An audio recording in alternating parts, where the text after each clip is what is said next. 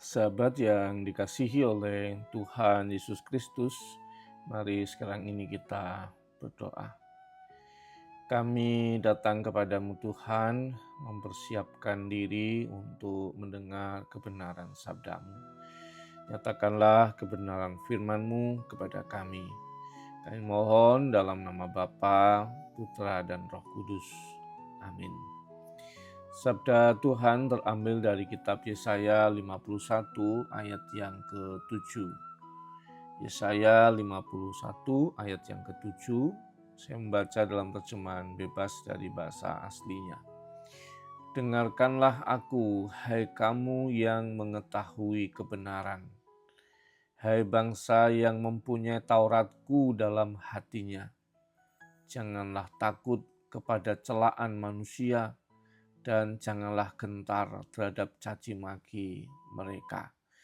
Sahabat yang dikasihi oleh Tuhan Yesus Kristus, bacaan kita merupakan bacaan kitab Yesaya yang diberikan kepada bangsanya pada waktu itu, bangsa Israel yang sedang dalam kondisi sangat terpuruk karena dibuang, dijajah di negeri orang. Dipermalukan dengan luar biasa, dihina dengan luar biasa. Bahkan penghinaannya tidak hanya sekedar soal manusia, tetapi penghinaannya itu penghinaan rohani juga, yang kemudian mereka merasa tersudut sebagai bangsa yang hancur, termasuk juga menjadi orang yang merasa kok tidak ada Tuhan yang tolong saya ya. Meragukan Tuhan yang penuh kuasa itu yang dulu membebaskan mereka dari bangsa Mesir. Mereka meragukan jangan-jangan Allahnya kami, Allah Israel itu Allah yang kalah dengan Allahnya bangsa-bangsa besar ini. Jadi saya sedang menyembah Allah yang salah. Itu muncul keraguan yang seperti itu. Dan bisa saja perasaan itu ada ketika kita sedang mengalami keterpurukan, kehinaan, mengalami situasi yang menderita.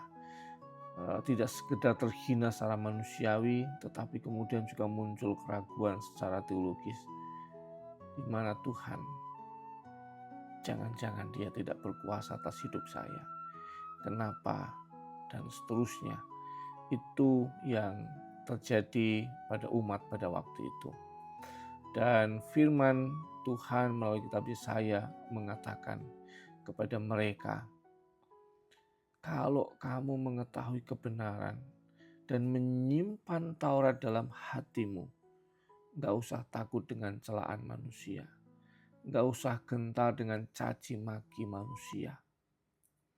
Ini ingin mengkontraskan antara penyertaan Tuhan yang hadir dalam hidup manusia dengan celaan, cacian, hinaan manusia yang sementara. Itu langsung dikontraskan dalam bacaan kita.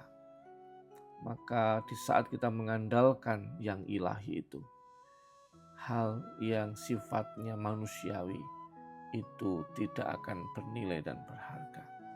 Sehingga kita tidak perlu hancur karena penilaian orang.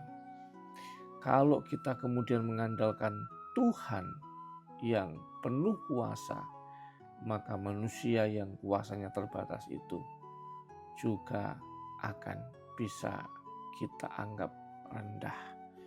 Maka yang terpenting dalam hidup kita adalah menghayati kebenaran itu, menghidupi Tuhan itu dalam hati kita, sehingga kita punya kekuatan melewati berbagai keadaan dan situasi di dalam kehidupan kita.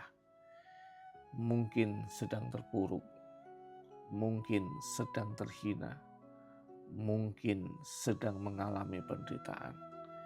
Tetapi kalau kita berakar kuat pada Kristus, maka kita akan masih menemukan kekuatan, pengharapan, masa depan, dan itu membuat kita mampu bertahan. Seperti pohon yang akarnya kuat ke dalam. Bisa saja badai, hujan lebat, angin yang kencang merontohkan sebagian dari batangnya, menghancurkan sebagian banyak dari pohon itu. Tetapi ketika akarnya itu melekat dalam, maka dia masih tetap bisa bertahan. Dan akan ada tunas-tunas baru yang muncul. Akan ada batang-batang baru yang keluar. Ada harapan atas masa depan. Tuhan Yesus memberkati. Mari kita berdoa. Bapa kami yang di surga, dikuduskanlah namamu, datanglah kerajaan-Mu, jadilah kehendak-Mu di bumi seperti di surga. Berikanlah kami pada hari ini makanan kami yang secukupnya. Dan ampunilah kami akan kesalahan kami, seperti kami juga mengampuni orang bersalah pada kami. Dan jangan bawa kami dalam cobaan, tapi lepaskanlah kami dari pedang jahat. Karena Engkau yang punya kerajaan dan kuasa dan kemuliaan sampai selama-lamanya. Amin. Tuhan yang penuh kuasa, Tuhan yang penuh kasih akan terus menopang kehidupan saudara. Sekarang sampai selama-lamanya. Dalam nama Bapa, Putra, dan Roh Kudus. Amin.